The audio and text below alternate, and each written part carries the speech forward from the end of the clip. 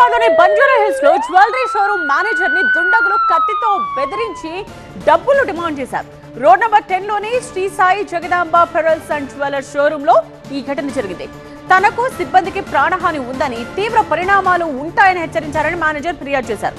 నిందితులు అలీం అలాగే యూనస్ ను అరెస్ట్ చేశారు. పోలీసులు రిమాండ్ కు తరలించారు. జ్యువెలరీ షోరూమ్ మేనేజర్ కు బెదిరింపులకు సంబంధించిన ఫుల్ డీటెయిల్స్ మా ప్రిన్సిపల్ కరెస్పాండెంట్ జ్యోతి వివరిస్తారు. బంజారా హిల్స్ పోలీస్ స్టేషన్ పరిధిలో ఒక ఇద్దరు వ్యక్తులు బంగారం షాప్ లోకి వెళ్లి మేనేజర్ ని బెదిరింపులకు పాల్పడ్డారు. ప్రస్తుతం మనం ఆ ఘటన జరిగినటువంటి ఆ షాప్ దగ్గర ఉన్నాము.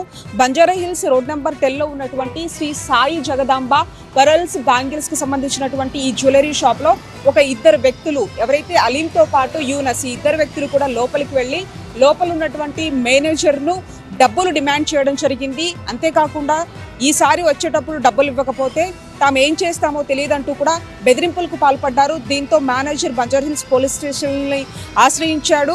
వాళ్ళిద్దరినీ కూడా పోలీసులు అరెస్ట్ చేసి రిమాండ్కు తరలించినటువంటి పరిస్థితి. అయితే గతంలో కూడా మనం కొన్ని ఇన్సిడెంట్స్ చూసుకుంటూ వచ్చాము.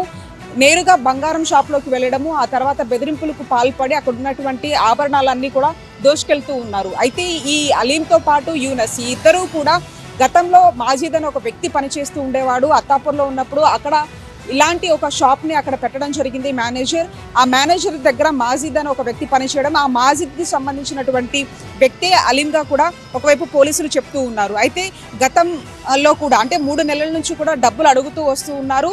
అయితే మొన్న మాత్రం తాను డబ్బులు ఇవ్వకపోతే మాత్రం ఖచ్చితంగా మిమ్మల్ని ఏదో ఒకటి చేస్తానని చెప్పేసి ఆ ఇద్దరు వ్యక్తులు, అలీంతో పాటు యూనస్, ఇద్దరు వ్యక్తులు కూడా మేనేజర్ని బెదిరింపులు చేయడంతో పోలీసులను ఆశ్రయించాడు. ప్రస్తుతానికి అలీం అండ్ యూనస్ ని ఇద్దరిని కూడా పోలీసులు అయితే రిమాండ్కు తరలించారు.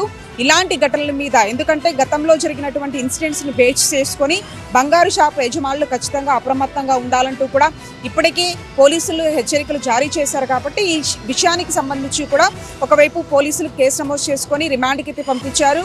ఆ బంగారం షాపుకు సంబంధించినటువంటి యజమానులు సైతం కూడా అప్రమత్తంగా ఉండాలి, ఎలాంటి పరిస్థితుల్లో అయినా కూడా తమకు ఇన్ఫర్మేషన్ ఇవ్వాలంటూ కూడా ఒకవైపు పోలీసులు అయితే చెప్తూ ఉన్నారు. విజువలిస్ట్ ప్రభుతో కలిసి జ్యోతి టీవీ9 హైదరాబాద్.